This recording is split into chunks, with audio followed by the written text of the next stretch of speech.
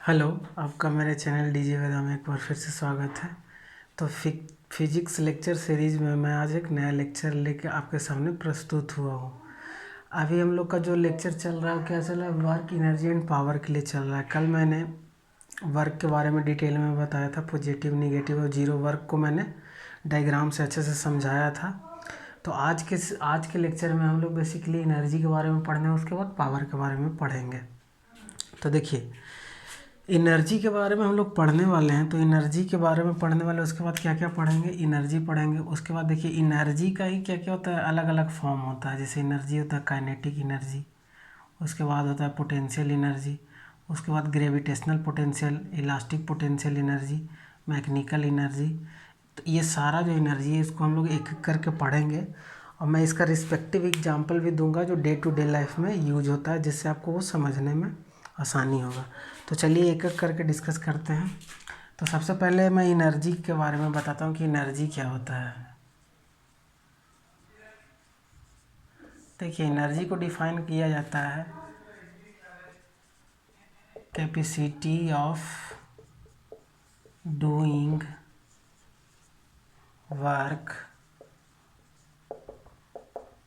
Is called energy. इसको आप लिख लीजिए, capacity of doing work is called energy. मतलब काम करने की क्षमता को हम ऊर्जा बोलते हैं। जैसे देखिए, ऐसे भी बोला जाता है कि कोई आदमी ज़्यादा काम करता होगा तो बोला जाता है कि वो ज़्यादा ऊर्जावान है। इसको आसपास में रिलेट करके देखिए, कोई भी वर्ड है को मान ली हम लोग क्या बोलते हैं कि जो ज़्यादा काम कर लेता है उसके बारे में हम लोग क्या बोलते हैं कि वो ज़्यादा ऊर्जावान है। जब हम लोग थक जाते हैं दिन भर काम करके या पढ़ के, तो बोलते हैं कि अब शरीर में मेरे ऊर्जा नहीं बचा, मैं थक गया हूँ। तो आप लोगों ने क्या किया, या किसी ने जो काम किया वो दिन भर क्या किया, वो वर्क किया, काम किया। काम करने से क्या हुआ, उसका पूरा एनर्जी था वो ड्रेन हो गया, मतलब ख़त्म हो गया। तो capacity of doing work is called energy. Capacity of doing work is called energy. अब देखिए, एनर्जी का ऐसा यूनिट क्या होता है, एनर्जी का ऐसा यूनिट भी जूल होता है। ऐसा यूनिट क्या होता है, जूल होता है। जूल या न्यूटन मीटर होता है, दोनों। कल ही मैंने इसके बारे में बताया था कि जूल और न्यूटन मीटर होता है वो दोनों इक्विवेलेंट होता है, दोनों सेम होता है। सबसे पहले ये जूल जो रखा गया, जेम्स जूल एक साइंटिस्ट थे, उनके ऑनर में जूल रखा गया है। और इसको हमेशा हम कैपिटल जैसे दिखाते हैं, स्मॉल जैसे नहीं दिखाते हैं, क्योंकि ये साइंटिस्ट के नाम से डिराइव्ड है, तो उसको हम कैपिटल में दिखाएंगे। तो ये छोटी छोटी बातें हैं जिसको आप ध्यान में रख सकते हैं। कभी भी लिखना हो तो 10 जूल आप इस तरीके से लिखिएगा, ना कि आप 10 जूल ऐसे लिख दिस इज़ रॉन्ग वे, ये गलत तरीका है, दिस इज़ राइट वे। तो कैसे लिखिएगा, 10 जूल ऐसे लिखिएगा, ना कि ऐसे लिखिएगा, क्योंकि ये साइंटिस्ट के नाम से डिराइव्ड है। न्यूटन मीटर को ही जूल बोलते हैं। जैसे प्रेशर का क्या होता है, प्रेशर का होता है न्यूटन पर मीटर स्क्वायर। इसी को क्या लिखते हैं, पास्कल। वहाँ पे भी एक पास्कल साइंटिस्ट थे, उनके नाम से डिराइव्ड है। तो फर्स्ट वर्ड रहेगा वो कैपिटल रहेगा। तो छोटी छोटी चीज़ें हैं जिसको आप ध्यान में रखा कीजिए, आपको काफ़ी हेल्प करेगा। तो ये तो था, देखिए, capacity of doing work is called energy. ये तो एनर्जी के बारे में था। देखिए, अब एनर्जी भी कई तरीके का होता है। काइनेटिक एनर्जी होता है, पोटेंशियल एनर्जी होता है, ग्रेविटेशनल एनर्जी होता है। अलग अलग तरीके से काम किया जाता है। जैसे देखिए, अगर आपको काइनेटिक एनर्जी का मैं एग्जांपल दूँ तो देखिए, सबसे अच्छा एग्जांपल काइनेटिक एनर्जी का होता है। जैसे आपको, चलिए मैं एक डायग्राम बना के समझाता हूँ जिससे आप काइनेटिक एनर्जी को फील कर सकें। फिजिक्स एक ऐसा सब्जेक्ट है जिसको आप बहुत आराम से, अगर अच्छे से पढ़ाया जाए तो आप उसको फील कर सकते हैं। उसको रिमेंबर या रटने की ज़रूरत नहीं, फील कर सकते हैं। आपको उसमें बहुत अच्छा अंडरस्टैंडिंग डेवलप हो जाएगा। देखिए, अगर आपको मैं बोलूं कि एक वुडन ब्लॉक लीजिए, ठीक है, वुडन ब्लॉक लीजिए। आपने वुडन ब्लॉक ले लिया, बहुत अच्छी बात है, आप आज्ञाकारी हैं, आपने वुडन ब्लॉक ले लिया। वुडन ब्लॉक ले लीजिए, फिर इसके बाद में एक बोलो कि इसमें आप नेल है उसको ठोकिए, मतलब नेल को इसमें पेनिट्रेट कीजिए। ठीक है, आपने नेल भी ले लिया, बहुत अच्छी बात है, वेरी गुड। ठीक है, इस तरह का कुछ रहेगा ये नेल। ये नेल का हेड मैं कुछ इस तरह से बना रहा हूँ, ये देखिए, ये नेल का बाकी रिमेनिंग पोर्शन है। ये पॉइंटेड पोर्शन है, ये मैंने बताया इस तरह का पॉइंटेड क्यों बनाया जाता है। अगर आप नहीं जानते हैं तो मेरा प्रीवियस लेक्चर जिसमें मैंने प्रेशर और थ्रस्ट के बारे में बात की, आप उसको पढ़िए। वुड है, लकड़ी है, इसको मैं बोलूँगा कि आप हैमर से इसको क्या कीजिए, इसमें ठोकिए। तो आप क्या कीजिएगा, हैमर को इस पे मारिएगा और उसे ठोकिएगा। हैमर ये कितना है, 2 kg का है, ठीक है, हैमर 2 kg का है। लेकिन देखिए आप घर में भी जब इस तरह का काम करते होंगे, जब नेल यानी काटी आप क्या करते हैं, दीवार में लगाते होंगे, तो अब ऐसा थोड़े ना है कि ऐसे आप जैसे देखिए ये ऐसे काटी रख दिए, उसके बाद हथौड़ी को ला रहे हैं और एकदम स्लो मोशन में धीरे धीरे इस तरह से आप इसको ठोक रहे हैं, तब तो आप कभी नहीं ठोक पाइएगा। जब आप काटी को इस तरह से लगा के एकदम प्रेशर के साथ, मतलब ये वेलोसिटी के साथ जल्दी जल्दी मारिएगा। धीरे आपने किया, धीरे से आपने हैमर चलाया धीरे धीरे, तो वो उसमें पेनिट्रेट नहीं होगा। तो इसको आप रियलाइज़ कीजिए, यही है काइनेटिक एनर्जी। देखिए इसका जो मास है वो तो हमेशा से 2 ही kg रहेगा, लेकिन यहाँ पे हम कर क्या रहे हैं, कर रहे हैं वेलोसिटी को बढ़ा रहे हैं या घटा रहे हैं। घटा देंगे तो कांटी हम इसमें नहीं लगा पाएंगे, बढ़ा दिए तो यही। ऐसे भी काइनेटिक एनर्जी का जो फार्मूला होता है वो यहाँ पे मैं लिख देता हूँ। काइनेटिक एनर्जी को शॉर्ट में के ही लिखते हैं, इसका फार्मूला होता है 12 mv²। इसको डिराइव करना है तो सिंपली कुछ नहीं, 2 ब्लॉक ले लीजिए, एक यहाँ से ऐसे ब्लॉक लीजिए, इसका सिचुएशन क्रिएट कीजिए, मतलब v = 0, v=v'=v, मतलब फाइनल वेलोसिटी, यहाँ से यहाँ डिस्टेंस कवर किया। उसके बाद f बराबर क्या होता है, ma होता है, ठीक है, f बराबर ma होता है। और a बराबर क्या होता है, v² बराबर u² प्लस 2as होता है। ये distance by the way s है, ठीक है। u क्या है, 0 हो गया, तो v² बराबर क्या हो गया, u² प्लस 2as हो गया, ठीक है। नहीं, u तो यहाँ पे 0 हो गया तो 2as हो गया। अब इसको थोड़ा सा और सिंप्लीफाई कीजिए, 2as हो गया, ठीक है। आप देखिए ये f बराबर ma है, तो a बराबर क्या हो जाएगा, a बराबर हो जाएगा f/m। इसको यहाँ पे आके पुट कीजिए, v² को क्या कीजिए, यहाँ पे f/m पुट कीजिए। इसको जब आप सॉल्व कीजिएगा तो आपको काइनेटिक एनर्जी का जो फार्मूला मिलेगा वो मैंने जो अभी ये बताया है वो यही आता है, काइनेटिक एनर्जी का फार्मूला होता है। तो इसको आप आराम से सॉल्व कर सकते हैं, इसको मैंने बता दिया है, रफली इस तरह से सॉल्व किया जाता है। और काइनेटिक एनर्जी का फार्मूला 12 mv² ये आता है। इसका भी जो ऐसा यूनिट है, ऐसा यूनिट जानना बहुत ज़रूरी है, इसका भी जूल ही होता है, कुछ अलग नहीं होता है। तो देखिए यहाँ पे आप काइनेटिक एनर्जी फील कर पा रहे होंगे एक तरीके से, और देखिए मैं आपको फील कराता हूँ। देखिए कई बार क्या होता है कि मान लिया ये यहाँ पे दलदल है, ठीक है, मतलब सॉफ्ट मिट्टी है, दलदल है। अब देखिए इसमें आप क्या कीजिए कि यहाँ से एक छोटा सा पत्थर डालिए, तो ये क्या करेगा, इसमें पेनिट्रेट करेगा। तो क्या हुआ, यहाँ से यहाँ आने में हुआ क्या, इसका वेलोसिटी बढ़ गया। तो ये भी काइनेटिक एनर्जी का ही एग्जाम्पल है। और देखिए एक बड़ा पत्थर अगर इसमें आप डालिएगा, ज़्यादा हाइट से डाल रहे हैं, तो क्या करेगा, यहाँ पे वेलोसिटी बढ़ेगा 12 mv², m बढ़ गया। यहाँ पे क्या था, m छोटा था, स्मॉल m, और यहाँ पे बाय द वे अगर इसको हम कैपिटल M मान लेते हैं, कैपिटल M, तो m ज़्यादा होगा, तो 12 mv²। तो m ज़्यादा हो गया, v तो बढ़ ही जाएगा। तो इसमें भी क्या करेगा, पत्थर कुछ इस टाइप का पूरा आधा दलदल में अंदर चला जाएगा। तो ये सब जो सारा एग्जाम्पल, ये सब किसका एग्जाम्पल है, काइनेटिक एनर्जी का है। तो काइनेटिक एनर्जी को जो मैंने एग्जांपल देकर बताया उसको आप लोग अच्छे से रियलाइज कर पा रहे होंगे। इसका एक और अच्छा, मैं सबसे अच्छा एग्जांपल बताता हूँ।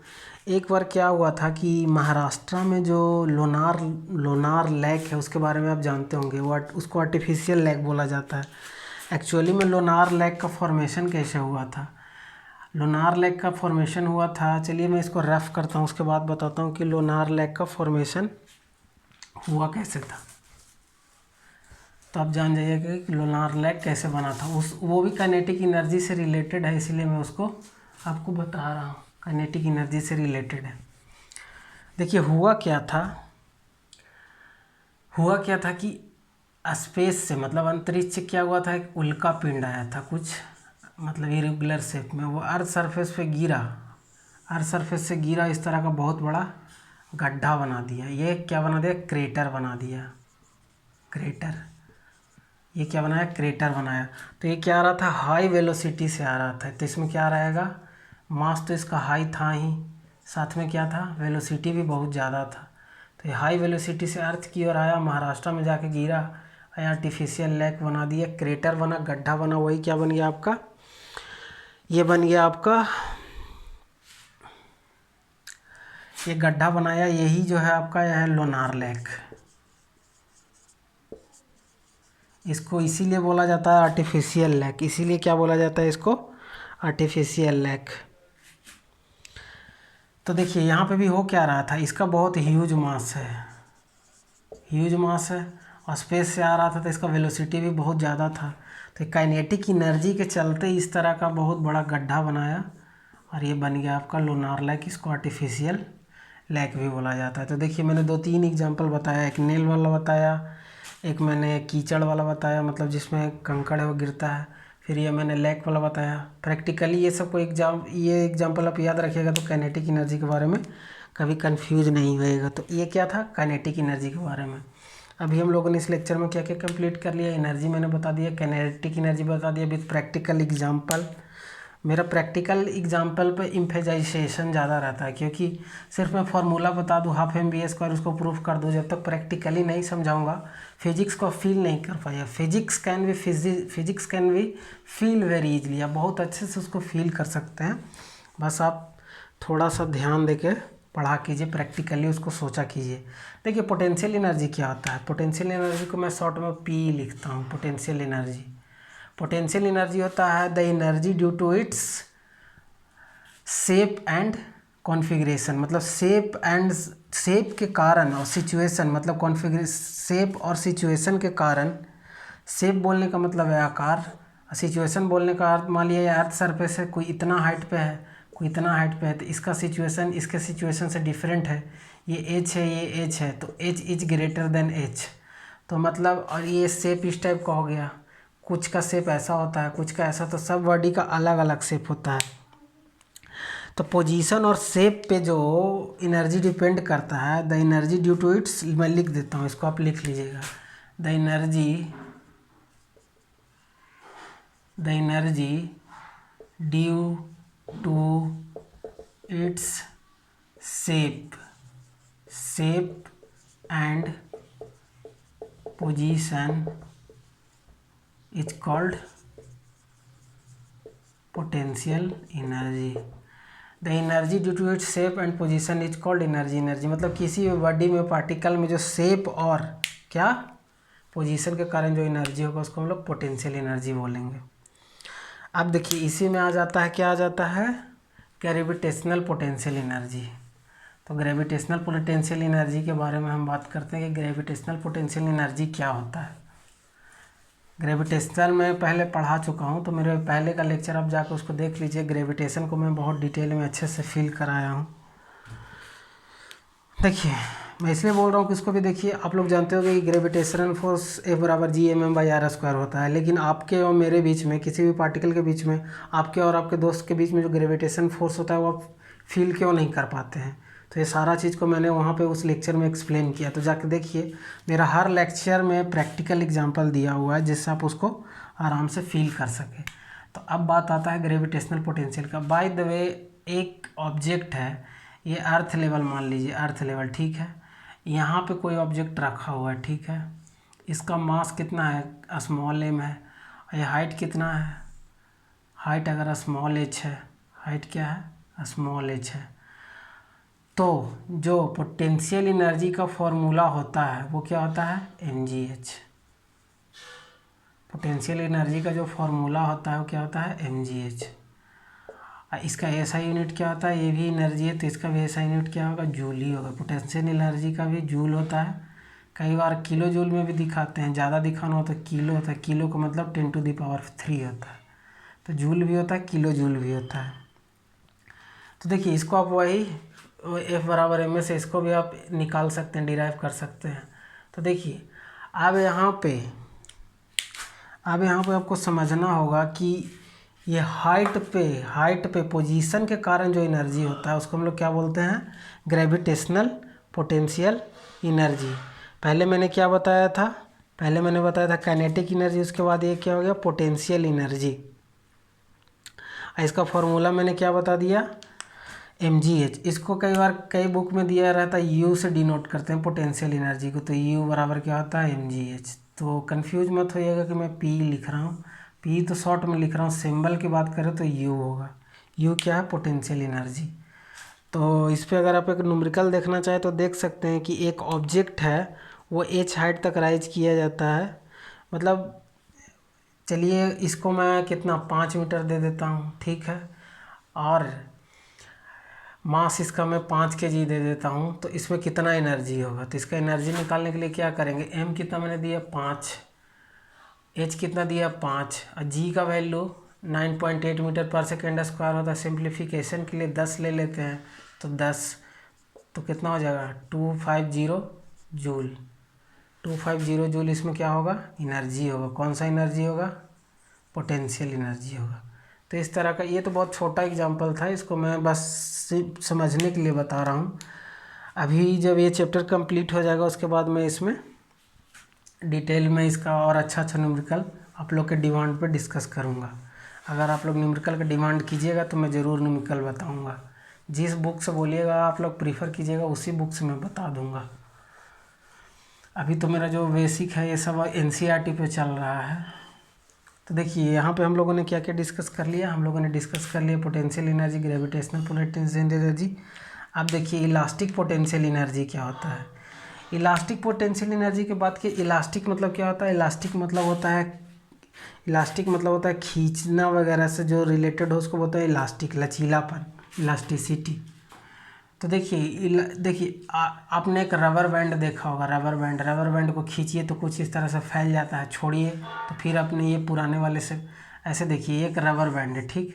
इसको हम लोगों ने फोर्स लगा कर बाहर की तरफ खींचा, ठीक, तो फिर ये इतना बड़ा हो गया। लेकिन कुछ समय बाद क्या होगा, फिर से ये जब हम लोग छोड़ेंगे तो फोर्स फिर से रिलीज होगा, फिर से अपने पुराने शेप में हो जाएगा। तो जब मैंने इसको खींचा तो उस दौरान क्या हुआ, इसमें एक एनर्जी स्टोर हो गया। मैंने जब छोड़ा तो एनर्जी रिलीज कर दिया। कई बार क्या होता होगा कि आप लोग फ्रेंड के साथ मस्ती में क्या करते हैं, एक रबड़ यहाँ पे ऐसे कलाई में बांध के ऐसे खींच देते हैं तो उसको बहुत कस के चोट लग जाता है। तो क्या है, इलास्टिक पोटेंशियल एनर्जी के कारण ही आपको हर्ट हो रहा है, चोट लग रहा है। तो ये है इलास्टिक पोटेंशियल एनर्जी। इसका और एक मैं बहुत अच्छा एग्जांपल बताता हूँ, जो बचपन में हम लोग उस एग्जांपल से सब कभी न कभी गुजरे हैं और शरारत भी किए हैं। तो ये एग्जांपल आपको ज़्यादा समझने में आसानी होगा कि इलास्टिक पोटेंशियल एनर्जी को आप समझ क्या सकते हैं। गुलेल का नाम आप लोगों ने सुना होगा। गुलेल कुछ इस टाइप का अरेंजमेंट रहता है। इसमें क्या रहता है कि यह रबड़ बैंड का बना हुआ रहता है, इस टाइप का ऐसे रहता है। और यहाँ पे क्या हम लोग करते हैं कि कुछ कंचा या छोटा सा पत्थर का टुकड़ा रख के इसको खींचते हैं। इसको हाथ में पकड़े रहते हैं, एक हाथ में यहाँ पे इसको पकड़े रहते हैं, एक हाथ से इसको पकड़ के से खींचते हैं और फिर छोड़ते हैं। तो बहुत दूर जाके जहाँ हम निशाना लगा रहे होते हैं, तो ये क्या है, ये है रबर बैंड। तो इसमें भी क्या हो रहा है, इसमें स्टोर जो एनर्जी है उसको क्या बोलते हैं, इलास्टिक पोटेंशियल एनर्जी। तो एक मैंने रबर का एग्जांपल बताया, एक मैंने गुलेल का एग्जांपल बताया, तो इसको आप अच्छे से याद कर सकते हैं।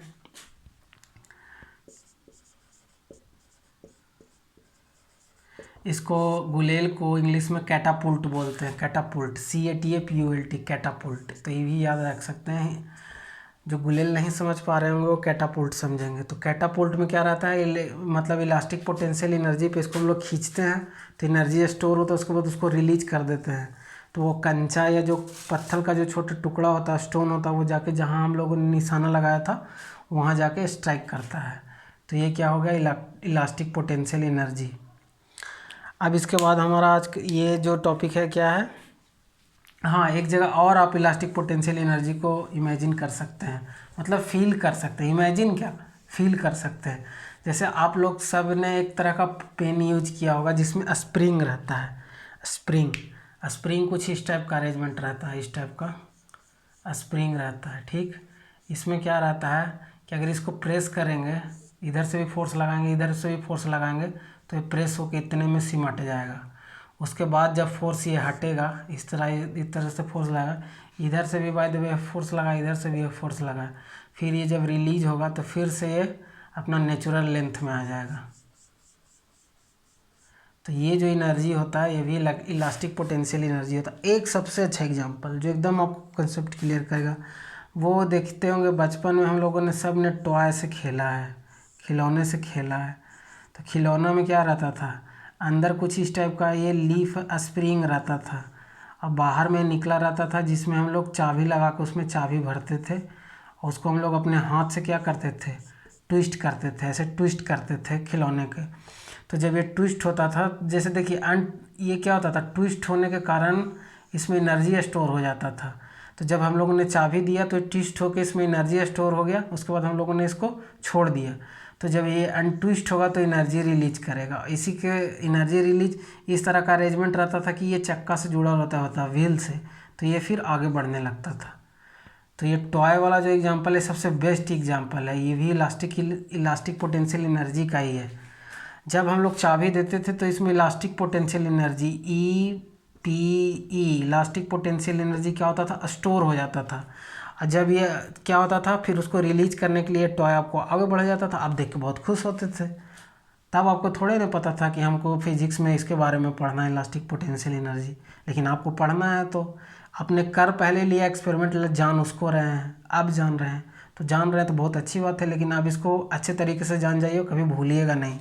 तो मैंने 3-4 एग्जांपल सब दे दे के समझाया है, सब का मैंने एग्जांपल दिया, प्रैक्टिकल एग्जांपल दिया, जिससे आपको कुछ समझने में परेशानी ना हो। अब मेरा लास्ट जो आज का टॉपिक है वो है मैकेनिकल एनर्जी। देखिए मैकेनिकल एनर्जी की बात करें, मैकेनिकल एनर्जी की बात करें तो ये होता क्या है, मैकेनिकल एनर्जी बराबर होता है मैकेनिकल एनर्जी इक्वल टू, देखिए potential energy plus kinetic energy का जो सम होता है उसको हम लोग बोलते हैं मैकेनिकल एनर्जी। ये न्यूमेरिकल बनाने में इसका यूज होता है। मतलब किसी भी चीज़ में पोटेंशियल एनर्जी भी होगा और काइनेटिक एनर्जी भी होगा, दोनों को सम को हम लोग क्या बोलेंगे, काइनेटिक एनर्जी। तो इसको और शॉर्ट में लिखे तो एम ई मैकेनिकल एनर्जी बराबर ½ mv² प्लस mgh, ये दोनों के समेसन को क्या बोलते हैं, मैकेनिकल एनर्जी। तो ये आप याद कर लीजिएगा, या जब हम लोग आगे न्यूमेरिकल डिस्कस करेंगे तो इसमें इसका यूज होगा। तो ये भी हमारा टॉपिक क्लियर हो गया। इस तरह से हम लोगों ने इससे पहले वाले लेक्चर में हम लोगों ने वर्क कंप्लीट किया था, आज एनर्जी कंप्लीट हो गया। अगले वाले लेक्चर में हम लोग डिटेल में पावर पढ़ने वाले हैं। तो यहाँ पे आप लोगों ने देखा होगा मैं जो भी बताया, एनर्जी बताया, काइनेटिक एनर्जी बताया, potential energy, gravitational potential, elastic potential, सब में मैंने एक अच्छा सा एग्जांपल देके आपको समझाया, जिससे क्या हो कि आपको देखिए फिजिक्स क्या हो सकता है, फिजिक्स फील कीजिए, विदाउट फील किया फिजिक्स को रट के नहीं समझ सकते। इसीलिए जो भी एनर्जी मैंने बताया उसमें मैंने आपको एक एक बहुत बेस्ट एग्जांपल दिया। काइनेटिक एनर्जी में मैंने लोनार्क लेक का एग्जांपल दे दिया। आप कभी नहीं भूलेंगे कि काइनेटिक एनर्जी के कारण जो उल्का पिंड आ रहा था वो एक क्रेटर बना दिया। क्रेटर इज़ नथिंग बट गड्ढा बना दिया। वो आर्टिफिशियल लेक जो महाराष्ट्र में है, लोनार लेक, वो बना। फिर मैंने एक गुलेल वाला एग्जांपल दिया कैटपुल्ट में, जिसमें इलास्टिक पोटेंशियल एनर्जी होता है। तो मैंने एक एक करके सारे को बताया। फिर आपको टॉय वाला बताया, उसमें भी इलास्टिक पोटेंशियल एनर्जी होता है।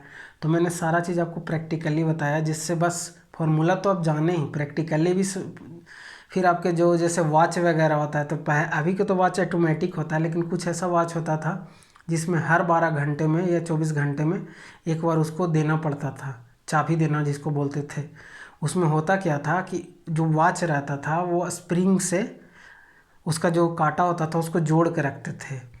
तो जब हम लोग उसमें चाबी देते थे तो क्या होता था, पोटेंशियल एनर्जी उसमें स्टोर हो जाता था और फिर वो 12, 14, 18, 20 घंटा में धीरे धीरे करके रिलीज होता था और आपका सही टाइम दिखाता था। इसीलिए बोला जाता था कि उस टाइप का जो वॉच होता था। अब तो खैर वो सब वॉच आउटडेटेड हो गया, ज़्यादातर ऑटोमेटिक आ गया है जो आपके नब्ज से चलता है या बैटरी से चलता है। तो वहाँ पे भी इलास्टिक पोटेंशियल एनर्जी था। ये तो कई बार सीधा एग्जाम में पूछा जाता है कि जो वॉच में एनर्जी होता है वो कौन सा एनर्जी होता है, तो वो क्या होता है, पोटेंशियल एनर्जी। थोड़ा सा और ज़्यादा वो डीप में पूछेगा तो इलास्टिक पोटेंशियल एनर्जी। सिर्फ पोटेंशियल एनर्जी भी बोल देंगे तो आपका काम चल जाएगा। लेकिन अगर इलास्टिक पोटेंशियल एनर्जी ऑप्शन में है तो आप उसको टिक कीजिएगा, इलास्टिक पोटेंशियल एनर्जी, क्योंकि वहाँ पे स्प्रिंग यूज हो रहा है। स्प्रिंग में आप चाबी देखो उसको क्या कर रहे हैं, इनर्जाइज कर रहे हैं। वो एनर्जी क्या हो रहा है, धीरे धीरे 12-14 घंटे में रिलीज हो रहा है, आपको सही टाइम दे रहा है। इसलिए बोला जाता था कि उसको 12-14 घंटा 18 घंटे में एक बार आपको चाबी देना है। तो this is all about energy. अब अगले चैप्टर में हम लोग क्या पढ़ने वाले हैं, पावर के बारे में। उसके बाद जब चैप्टर कंप्लीट हो जाएगा, आप लोग अगर बोलते हैं कि हम लोग को न्यूमेरिकल भी पढ़ना है, तो मैं न्यूमेरिकल भी एक एक करके आपको डिस्कस करूंगा। जिस बुक से आप बोलेंगे उस बुक से मैं बताऊंगा। तो जो मैंने आज पढ़ाया या जो इससे पहले भी पढ़ाया, उसमें भी अगर आपको दिक्कत हो तो उस रिस्पेक्टिव वीडियो के कमेंट बॉक्स में आप कमेंट में पूछ सकते हैं, मैं उसको ज़रूर सॉल्व करूंगा जो आपका प्रॉब्लम होगा। आज के वीडियो में भी अगर आपको कोई प्रॉब्लम है तो प्लीज़ कमेंट बॉक्स में पूछिए। अगर आपको अच्छा लगता हो तो वीडियो को लाइक कीजिए, चैनल को सब्सक्राइब कीजिए और बेल आइकन दबाना नहीं भूलिए, क्योंकि मेरा वीडियो जैसे ही अपलोड होगा आप उसको देखिए और नई चीज़ों को विथ प्रैक्टिकली एक्सपीरियंस कीजिए, जिससे आपका फिजिक्स का नॉलेज इन्हेंस होगा।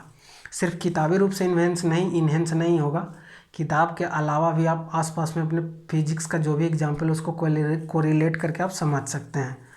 तो आज मैं इस वीडियो के यहीं तक रखता हूँ, फिर हम लोग अब अगले वीडियो में मिलते हैं, तब हम लोग पावर पढ़ेंगे। तो प्लीज़ मेरे चैनल को सब्सक्राइब कीजिए, वीडियो को लाइक कीजिए और दूसरे तक शेयर कीजिए, जिससे सबको फ़ायदा हो सके। तो ठीक है, वीडियो देखने के लिए आपका धन्यवाद। आपका दिन शुभ हो।